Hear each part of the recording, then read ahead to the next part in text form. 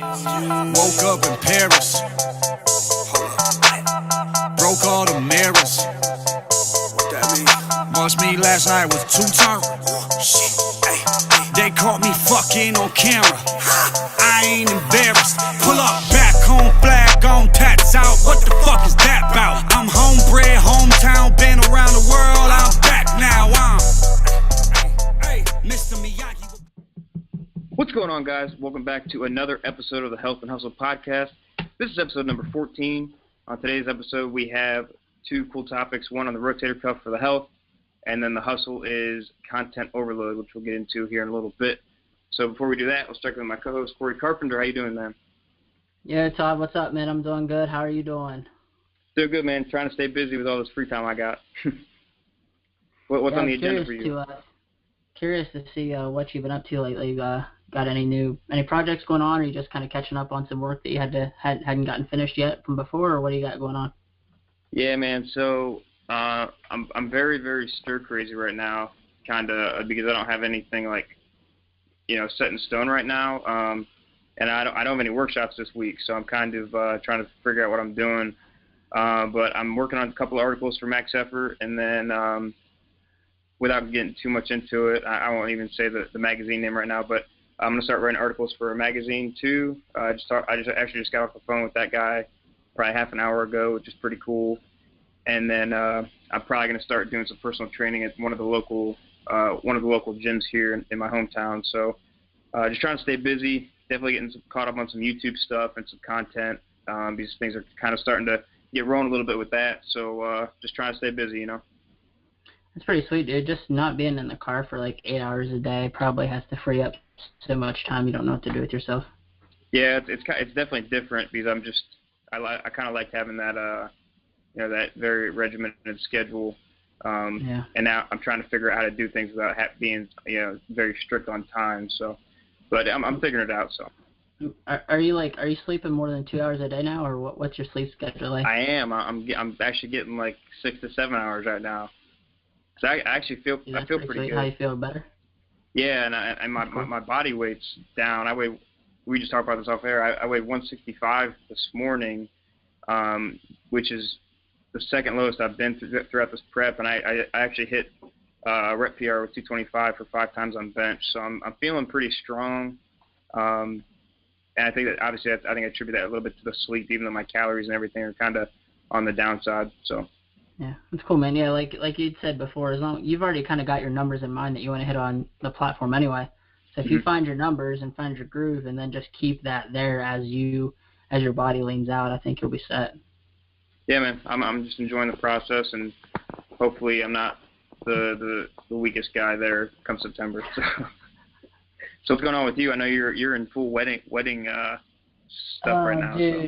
Dude, shit is insane. Like I said last week, it was getting hectic. It's fucking insane right now. And there's so many tiny little things that you think you're ready for the wedding because you've got all the big stuff planned, and it's just literally like we've just got list after list after list of things to knock out. I mean, it's no big deal. Like we'll get it taken care of, but it's just stressful, like working all day long, and then when you get off work and you need to get shit done, places are closed and they're leaving. I told you already that the t-shirts were supposed to be done today, but I've been running into snags with the apparel company for the last week basically, and the apparel isn't even done yet. It is supposed to be done tomorrow, so today's Tuesday, so when you guys are listening to this, it'll be Wednesday. I'll be picking it up Wednesday is the plan, picking up Wednesday afternoon after work, and then spending all night Wednesday night getting them out to everybody because I want to get them out ASAP.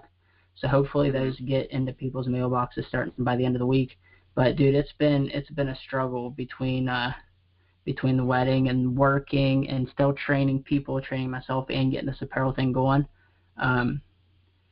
Literally like a roller coaster of emotions between what the hell did I get myself into? What am I doing? I have no clue. And then like, this is super exciting. I can't wait to see where this goes.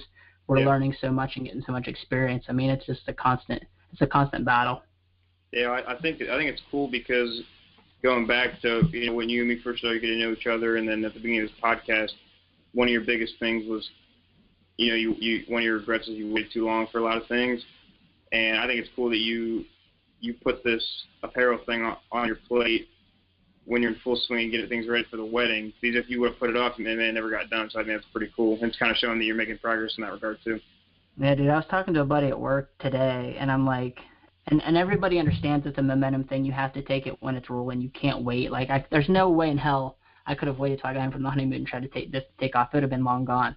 Everybody agrees on that. But then at the same time, I'm like, I've got that initial launch under wraps, and it's getting sent out, and it's done. But you can't just stop there. You have to keep the momentum rolling. So I'm working on new things, and there's actually going to be new shit in the shop this weekend, hopefully. So, like, it's got to continue to progress. So I'm getting systems in place right now to where it'll run itself while I'm gone, which is really, really exciting for me. This is my first experience with a true, like, online business, to where I can literally run my business from anywhere, which is what we see people do all the time, and that's kind of our ultimate goal. Mm-hmm. I'm going to be in the Caribbean, and essentially I'm going to have this business running itself online, and I don't have to actually be present. So it's pretty cool and exciting. I haven't gotten into it with much people, but I can kind of tease it out now. I've got a lot of stuff coming up in the fall with my own brand and some nutritional things I'm working on. So it's only fitting that this kind of happened to get that ball rolling and get people used to coming to my online shop, which is kind of cool. So, I mean, a lot of exciting shit, but at the same time, dude, it's hard not to just just stressful as hell. Yeah, that's what we signed up for, though. Yeah, that's the fun part. So, cool, man. I mean, you said you've been writing a lot. You're going to be writing for a new magazine, but I know you've been writing a ton since you got done with school. Like, you've been writing a lot of articles for Max Effort and doing some videos and tutorials and stuff for them. Let's kind of get into that a little bit. Is there anything, you know what I mean? Like, I know you've done some, what, like, is your most recent things you've been working on for them?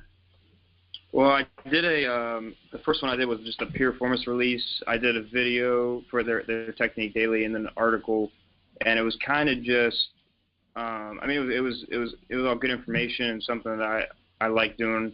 But it was more kind of like a feeler article, just to kind of get an idea of how we could work together.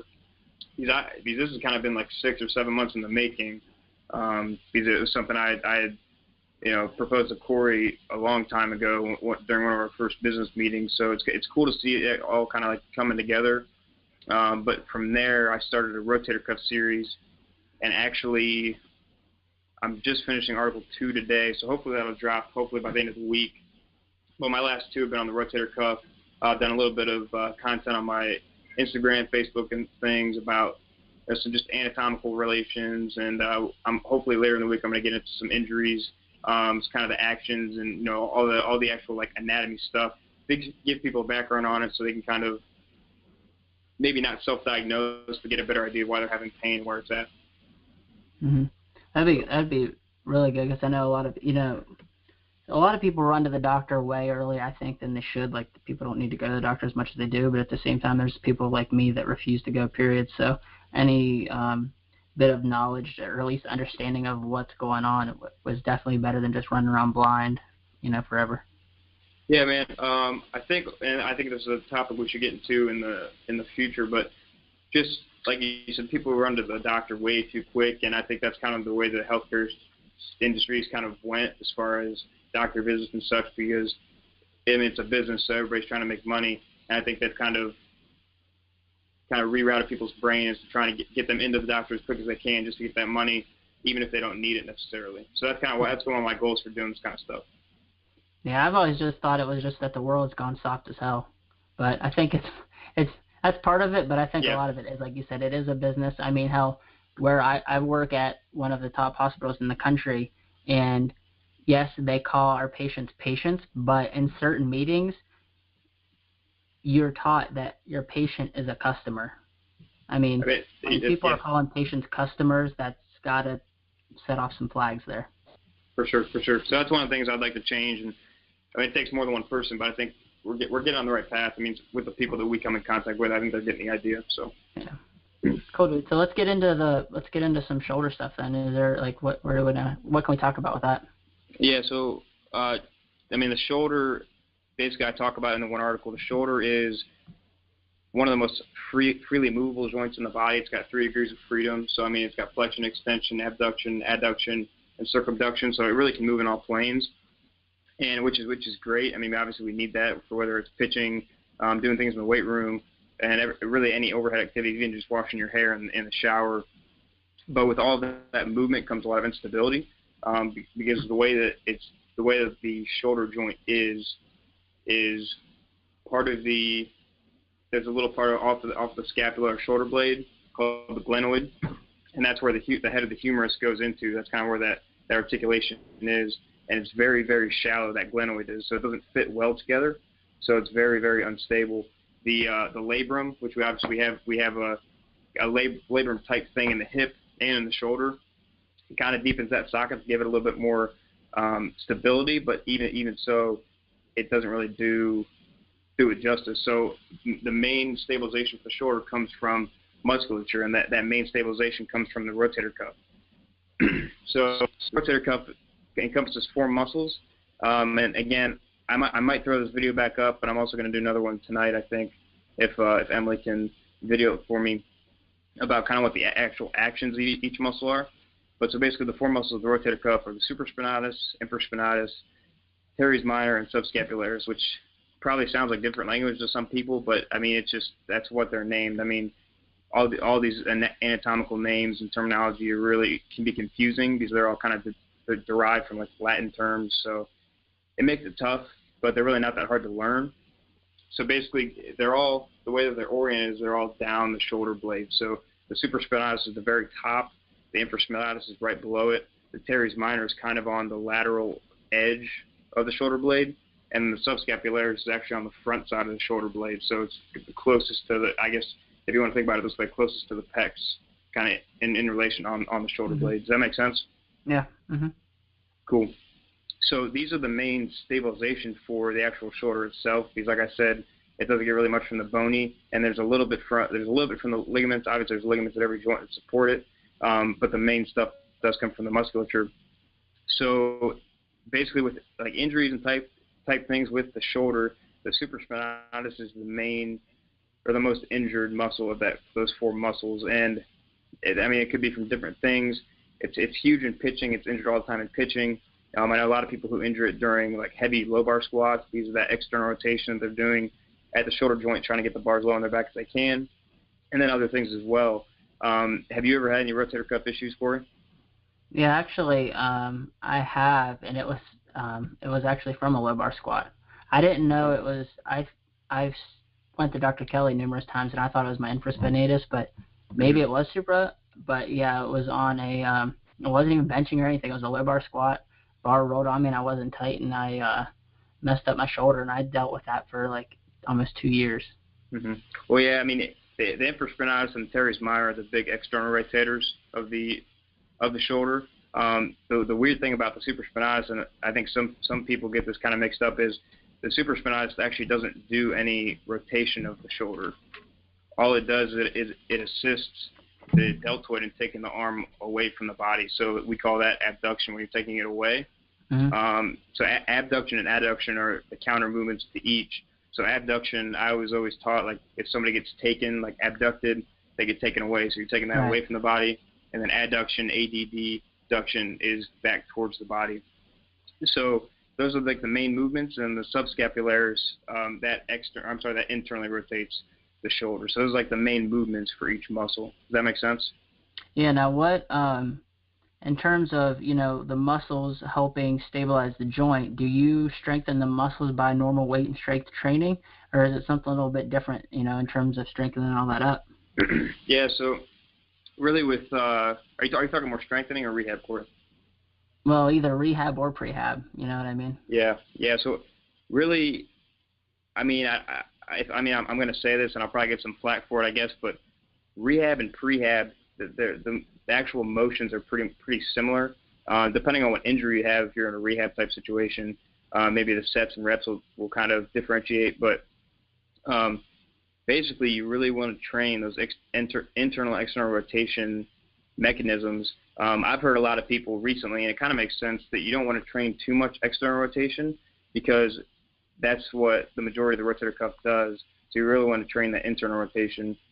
There's really only one big internal rotator of the shoulder, that subscapularis, which is a hard muscle to kind of target. So I actually saw a really cool video yesterday about a subscapularis push-up, which I'll throw a video up of that maybe this upcoming week, because I'd never seen it before. But basically, if it's a pre-ab situation or rehab situation, the band stuff is the best. I mean, I always, especially in rehab, you have that constant tension, and like we've talked about the eccentric motions in the past. That eccentric motion, when that muscle's lengthening and you're trying to control that, that's what's going to recruit more muscle fibers and really help promote healing and getting stronger at the same time. So bands are the way to go if you're going to do any kind of rehab. And I do bands for prehab too. If we're getting ready for a big shoulder day or a big bench day. So I mean, basically the things you got to do are internal, external rotation. I do a lot of like face pulls, and I can't even think of what these are called right now. Band pull aparts. Band pullovers, band pull aparts, yeah. These, in addition to the rotator cuff, and I haven't talked about this too much, but really strengthening the scapular muscles on the back are huge too. So I think we've talked about that a little bit with the forward head posture, and the rounded shoulders. So like the levator scap, the rhomboids, the rear delts, you gotta strengthen those too, because that helps those shoulder blades move in the correct pattern they need to. Because if those aren't moving well, that throws the shoulder all out of whack too. Yeah, and I don't know, like I said, we did talk about this some in another topic. It was a little bit of a different intention, but when I had the problem with my shoulder and my squat, and it was bothering me day in and day out, for a year straight at least, I did 100 band pull aparts and 100 face pulls with the red mini band every single day, 7 days a week for like a year. And I don't know when it stopped bothering me, but I shouldn't even say it, knock on wood. I haven't had any issues with my shoulder probably since late last summer. And I don't know that that's what it is, but I didn't know a ton myself, but that's what made me feel better. So that's what I did. And I don't know, something worked, because my shoulder hasn't bothered me in a long time. Yeah, the cool thing about all these muscles is, and hopefully some people got an idea with it, with the video I posted, but the intricacy of the shoulder joint is so, it's really amazing how all these muscles on the scapula, I'm holding up fingers and stuff, Corey probably doesn't know what I'm doing, but they're on the scapula kind of lined up, and then they all curve around and attach on the humeral head, and they're also close together. So if you can warm these muscles up properly before you're getting injured and doing these heavy movements, it kind of takes the responsibility away from each, because they're all working better together if they're warmed up, because the majority of all these muscles are working together in some regard. So like you were doing the band pull aparts, and that kind of took away your pain. Well, we talked about the supraspinatus. That assists the deltoid in raising the arm away from the body. And the deltoid musculature covers pretty much the entire muscle belly of the teres minor. So if we're warming up those rear delts, which, that's the main muscle that's covering up the teres minor, those are all working together. So it's kind of taking responsibility away so they can work better together. Yeah. I think a lot of the reason, if we're going to talk a little bit about shoulder injury, and this could be completely irrelevant and unrelated, but I think a ton of shoulder issues are guys that are going to the gym and working out and doing workouts wherever they may get them, whether they make them up, whether they remember them from 30 years ago when they were in high school football, or whether they're on bodybuilding.com. All they're seeing are the main movements of, Arnold press, dumbbell, I'm just saying, no matter, I don't care if it's shoulders, legs, arms, whatever the hell it is, they're getting the basic exercises and rep schemes. But when you look at these websites and you're picking up these workouts off of different magazines or whatever it may be, they're not giving you the ins and outs of the shoulder stabilization and the importance of all these little intricacies that we're talking about right now. And like things like band pull aparts, things like banded face pulls. We do a lot of like arrows and tees and stuff with the Get Stacked program. All of those things are what's made a huge difference in my shoulder stability over the last couple of years. Yeah, that's a great point. If you're only training those big muscle movers, there's gonna be some kind of muscle imbalance there, and then you're gonna put yourself at a much higher risk of getting injured. So hopefully to kind of wrap this topic up, you just want to touch on a couple of like the main injuries that happen at the shoulder joint. Yeah, for sure. Cool. So basically, the first one I'll talk about is the rotator cuff tendonitis. I mean, that's the basic one, and I mean, tendonitis is what the name says it is. Anything that you see that ends in itis means inflammation. So it's inflammation of the tendon. So it could be inflammation of any of the 4 muscles of the rotator cuff. Really, any time that tendonitis is occurring, it's basically from an overload on that tissue for an extended period of time. Because most of the time, I mean, these can be acute or chronic. A lot of the time, they start off as acute injuries, and then maybe you feel like it goes away, but it's kind of lingering, and then it turns into a chronic issue, and it's much harder to kind of focus on in the future once it's become that chronic issue, because it's already, that overload's been there so long, and that tissue's kind of degenerated a little bit over time. So that's the main one people kind of struggle with.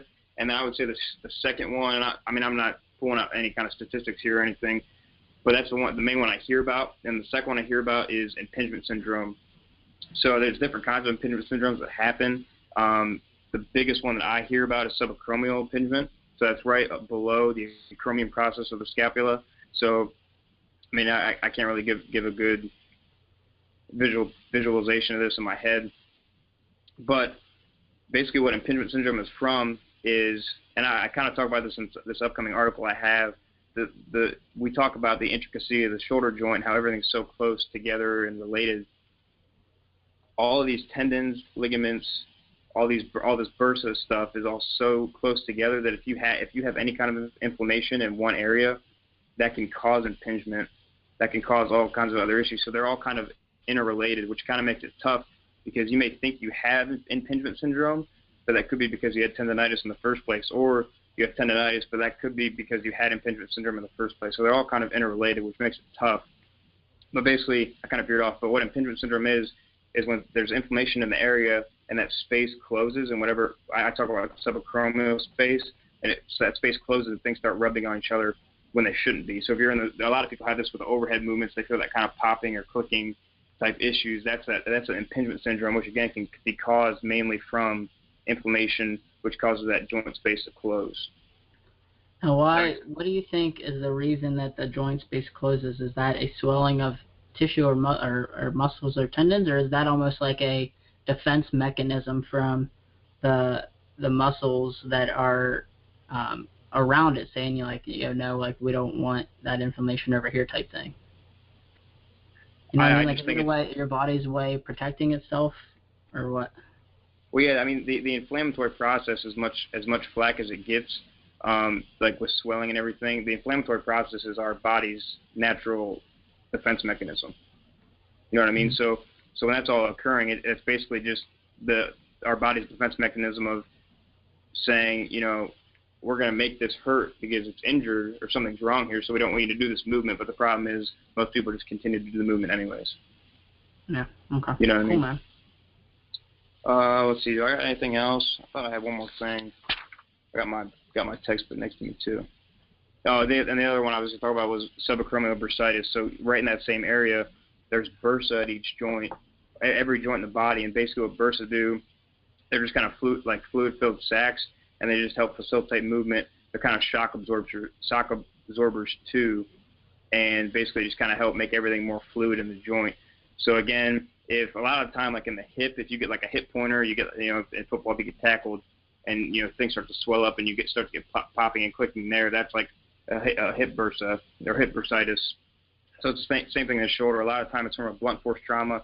But again, if you have any of those other two issues we talked about, that can kind of, it can make those things worse as well. So like I said, they're all really interrelated, which makes the shoulder pathology really tough to diagnose, like in an athletic training setting. Cool, man. Thanks for that. I like that. Cool, man. You want to get going to the next one? Yeah, we can talk about that a little bit. I'm not really sure. We'll kind of see where it leads. Cool, man. So we labeled this topic content overload, and Corey and I had a good conversation after the podcast last week, and basically we were just talking about, I think I asked him, if he followed this one guy on Instagram. He's really strong, and he was a guy I used to train with at Marietta, and he's a pretty big social media guy. He's a really successful, I think is it USAPL? Is that USAPL? Yeah, Yeah, he's a really big powerlifter in that. And, Corey was just basically like, no, I don't follow him, or he didn't know if he did or not. He doesn't follow that many people because he's just trying to kind of stay true to himself. So you want to kind of elaborate on that a little bit, Corey, why you thought that? Yeah, I didn't really think much of it till you mentioned to me that it kind of caught your ears when I'd said that I don't really follow much of what people got going on. Because there was a time when I did follow a lot of what people had going on. And as we continue to get busier, we've, as we get busier, what we are learning and our self-development and stuff kind of molds and change, and we talked about that. We've talked about that numerous times. Well, as I get busier and as I start to kind of develop into my own personality, I kind of find myself slowly unfollowing and unwatching and seeing what other guys are doing, guys or gals, wherever it may be. And it's nothing personal. It's just that I've mentioned before also that, like, I only follow, like, if you're not providing some type of value to me, I don't have time to see what you got. Like, I don't have time to see what you're doing.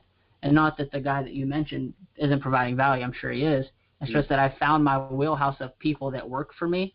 Yeah. And I found, my kind of like almost like my clique of group of people that I follow. And I just kind of try to like stay right there, just because if I get too much going on and I see too much of too many people, I kind of get distracted and it starts pulling me different ways. And I'm kind of seeing so many contrasting beliefs and contrasting methodologies. What's it? Methodology. Yeah. Methodology. So if I get to start to see too many of these, I just kind of get paralyzed and I'm like, shit, which way do I go? So I've kind of like, I found what works for me and I've kind of stick to that wheelhouse, and I'm almost like kind of like build a wall to where I don't even want to let anybody else in, even if they are providing some type of significant value. Yeah, I was the same way. When I first started to get into, because I knew, when I started like 6 years ago in college, what I wanted to do to an extent, and I followed so many, sports medicine people and what's up, Mila, and doctors and, people that I thought were going to, kind of give me value. And obviously there are tons of smart people in the medical field and things. And I know you're more in the fitness field. I'm going to kind of refer this to where I'm at. And there was a lot of good information, but it was so saturated, and some of it's not even good information. You know what I mean? So, and I didn't even know where to go. And I saw, I was getting so much stuff thrown at me, whether it was Twitter, IG, Facebook, just, articles online, that I kind of just shut down, because I was like, well, I don't know what I'm supposed to do. And I think a lot of people get into that situation where, if you're listening to podcasts or, following, 2,000 people on IG, some of that information is great, but you may have, like, let's just say a Corey G, you see one of their posts and you go back and then you scroll down one more and you see some guy who's jacked and who's just trying to make a buck off you instead, and you may think, oh, well, he looks bigger, so I'm going to follow what he's doing. You just never really know unless, one, you kind of seek out, maybe, you dig a little bit deeper on these people, or you just figure out what your wheelhouse is. You know what I mean? And that took me a long time to kind of figure that out. So, like, I have a nice core group of medical professionals that I follow on certain things. Like, I reposted something from Manny Rehab today about the nervous system, which I thought was really cool, just so I can kind of get that out to other people. I follow Vinny Rehab, who's a really big guy, I think, out in Cali and then Toronto and Canada as well. And then obviously the main fitness people. But other than that, I like to follow a lot of friends from home as well, just to kind of see what they're up to. But I kind of know what my vision is now, and I've almost kind of I've almost put blinders on like horses have, because I know where I want to be. I'll kind of turn my head every once in a while to maybe get some ideas and kind of keep things fresh. But I know that I want to be original, and I would never want to be accused of trying to copy somebody's content, because that's not cool. So I want to be as original and as what's the word I'm looking for here? Unique. Unique, and just be true to myself and true to others of what content I'm bringing, knowing that it's my own, because I've put so much time into learn it. So why not just be original and produce the content that I know is true to me, and that I know it's good content. You know what I mean? It's not stuff that I'm just picking out of my whatever. It's stuff that I've learned and kind of developed over the years. So I'm kind of veering off here a little bit, but I think we're kind of the point we're trying to get to is find what your wheelhouse is. Obviously, if you need to learn from people, you're not going to be an expert on your own. As we talked about last week, nobody being self-made. But find your wheelhouse and stay true to yourself, and just get the best at what you're doing. You know, double down on your strengths, like we talked about. Yeah, I want to start this by saying it's obviously, we can all agree, it's good to experiment. It's good to try different things and learn new things, whether it be testing out to see what works and what doesn't, what you like and what you don't like. That is all fine and well and dandy, and if you're at that point, you need to continue to do that. I'm at the point where I've already done that for the past few years, and now I found, like you said, found my wheelhouse, found out what works and what I like, so I'm sticking to it. And I was thinking about this a little while ago, and I'm kind of like, how can I explain this in a way that makes sense? The best way I can explain it is consistency. So everyone would agree the best way to be successful in diet, nutrition, fitness, whatever it may be, is consistency. That's got to be the number one factor if you want to succeed. Consistent in your training and your nutrition and everything. So the way I look at it is, in my content that I consume, I'm extremely consistent with it. Okay, so I've got my guy like ET that I'm looking to for motivation. I've got a guy like Maxwell that I'm looking to for spiritual and like almost like self-help development type thing. I've got a guy like Gary Vee that's helping me, like teaching me the hustle and the grind and everything. I've got a guy like Corey G that I'm learning my fitness and stuff through. I've found guys in each little area that I've talked about before. That's no new thing. But what I'm saying is I'm consistent with them because I respond well to them, I relate to them, and I learn well from them. But here's the thing. Obviously, I'm going to follow Corey G as my main fitness mentor because I'm so close to him. I train with him every day. I didn't always train with him every day. I followed him for years before I ever met him. If I was to follow Corey G and just say I didn't know him, and I'm scrolling down IG and I look at Corey G and he has a post and I look at it and I get a piece of information from it. I scroll down a little bit farther and I go to Jim Stepani. Very, very successful, very knowledgeable, very science-based fitness guy, right? Not saying he doesn't know shit. He obviously does. But those two personalities and the way they deliver their message and the way they apply it to life is completely night and day. So if I respond really well to Corey and then I scroll down and I look at something from Stepani, I might be like, well, shit, that's like completely the opposite of what I just learned from this guy. And now all of a sudden I'm stuck in the crossroads here. I don't know, do I go left? Do I go right? And I've said before, for me, like, again, I keep saying how this relates to me. I'm very practical. I'm not going to hit you with a ton of science. I'm not going to hit you with a ton of terminology. I know some of it, but I'm more practical in real life.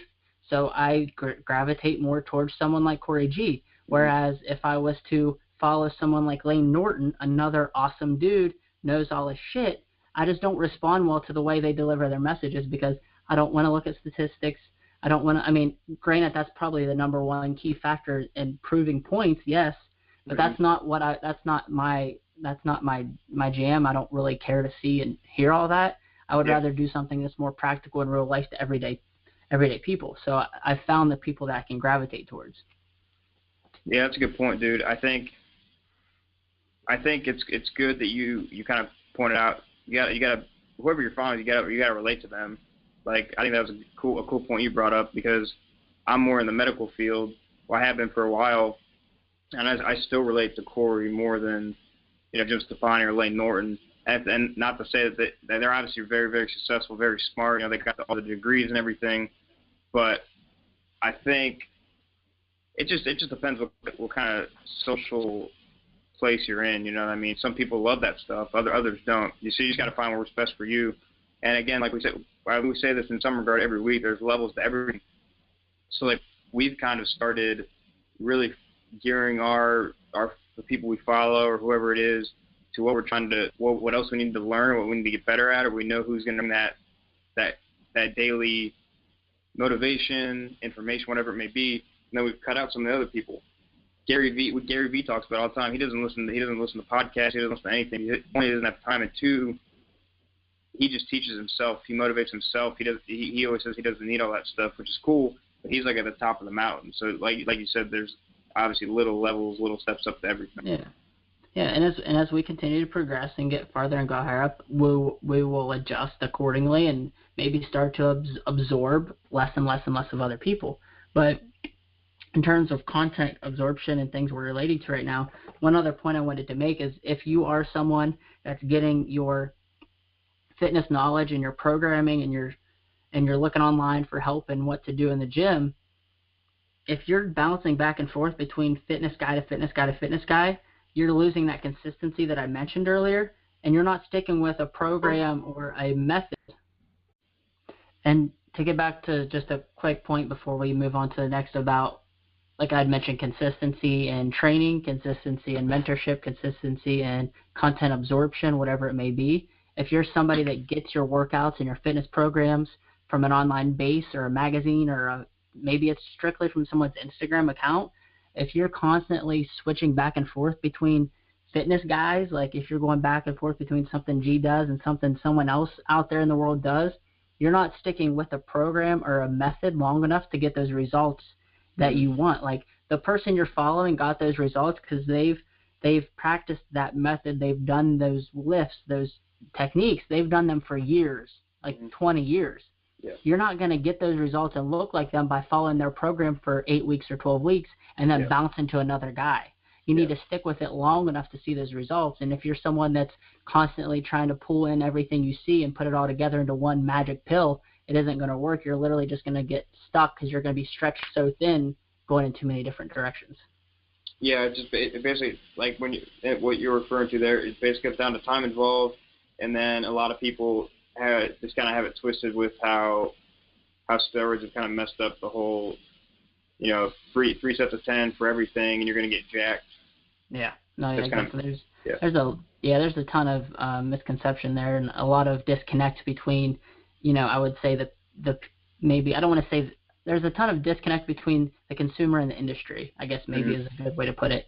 And until you get to see both sides or be somewhere like where I was on the outside for basically my entire life, and then over the course of the last few years, I have slowly crossed sides where I'm teetering between consumer and in the industry, being a producer, where I've gotten to see both sides, and I understand now, and I learned the major disconnect, and that's something that's been instrumental in me in building my business this far, and I think it'll be a big model moving forward, is helping people understand that disconnect and learn and realize the differences between some of these people they're seeing in magazines and what's real life.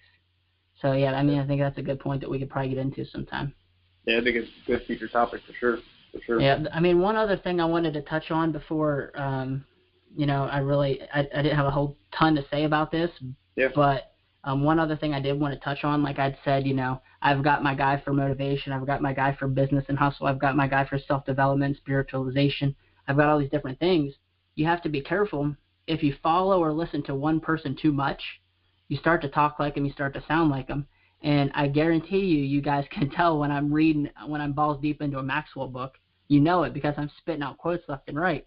Mm-hmm. Or if I'm all in on Gary V's YouTube, I'm just sitting here, I'm telling you, hustle, hustle, hustle, quit bitching, do something. You can almost tell what I'm into or what somebody's into based off of how they talk, how they act, their mannerisms and their body language. You can almost tell. So I noticed that a few months ago, and that's when I toned it back to where I'm not always on somebody. I have like a podcast certain days of the week that I listen to religiously. But other than that, like I don't listen to ET every day. I don't listen to Maxwell every day. I don't listen to Gary Vee every day. If there's something that's lacking, like if I'm struggling internally with like my decisions or what I'm doing or where I'm going in life, I might throw on some Maxwell that I know is going to get me in the right place. If I'm struggling with my business and I'm like, something's not popping or I'm not working hard enough or why isn't this catching, I'll throw on some Gary Vee and kind of get some pointers. Or if I'm just feeling down in the dumps and I'm feeling sorry for myself and I don't want to get out of bed in the morning and I'm like, I'm just struggling to give that effort that I think I should be giving, I'll pop on some ET. Like I've got guys to basically, they don't know me, but I've got guys to pull me through. But I don't listen to all of them every day. A, yeah, like you said, I don't have time. But B, if I start to listen to too much of one thing consistently, I start to sound and act like them. And I'm really trying to, and I'm doing a better job at it as time progresses, be my own and build my own personality and my own brand. And it's kind of going to be unique, and we'll see where it goes. Awesome, man. Those are really good points. Gary Vee put up a sweet video today. You should look at it. It drops a lot of F-bombs, so I think you'd enjoy it. Oh yeah, I mean, when I heard one of his keynotes the first time, and I was like all in. I'm like, dude, I love it. Not, I don't like Yeah. to just throw around vulgar cuss words because I think it's cool. It's not. I just that's the I'm way just giving some you a hard people are time. brought up, and it's a passion thing. And whenever I start to say all these words, some people get really turned off by it, and I apologize. But one thing is for sure, when I start throwing f-bombs around, there's no question whatsoever if I'm passionate or not. Because Yep. if I'm just lollygagging this and that, whatever, if I'm all in and I'm mother effing this and that, it's because I'm 100% passionate about it and I truly care. It's just I have a weird way of showing it. Yeah, that's awesome, man. Sorry, Good points. Mom. Yeah, good points today, man. So, wrapping things up, you got any closing remarks or anything? Got any quotes or anything for us? No, man, I'm pretty bone dry in terms of the fire quotes. I haven't been up on anybody lately. Haven't really got a lot of cool stories to share. Just keep a lookout for the future. I mean, I know you got some awesome articles. I can't wait to see some of your more articles published, and I've got some cool stuff that's going to be happening with with apparel and different gear and some food stuff I'm working on for some people. So just kind of stay tuned, guys. Follow along. Listen, we're on iTunes and SoundCloud. You know that you're already listening to us on it. But leave us a rating, a comment, tell somebody about it if there's any takeaways or if you have any questions. Feel free to hit us up for sure. And if you have any comments, like if there's something we didn't touch on and you think it makes a good point, I had someone the other day. I forget. I should have written it down, but someone messaged me and they had a really, really, really good point that we didn't touch on or make at all. And it wasn't so much they said like they had a question for me as much as like they're like, yo, this is how I feel about that topic. And it was really cool because it was kind of an eye opener for me. So if you guys have anything you'd like to share, just hit us up too. Yeah, man. I think the dialogue is the best part. I mean, even if people disagree with things we're saying, and then they bring it to our attention, it's cool because then we can kind of figure things out. And maybe it'll open my eyes to something, or maybe try to open their eyes to something else. So I think it's a cool aspect of these podcasts. And the other thing I encourage the listeners to, if you have something you want us to talk about, whether it's health or hustle, hit us up, because I've had multiple people to contact me about things they want to hear health-wise, and we're going to start kind of correlating those in here in the episode. So just if you have things you want to hear about, let us know. Yeah, definitely cool. All right, man. Well, let's get them out of here. I hope you guys have a good hump day, and keep hustling. All right, peace, guys. See ya. All right, peace.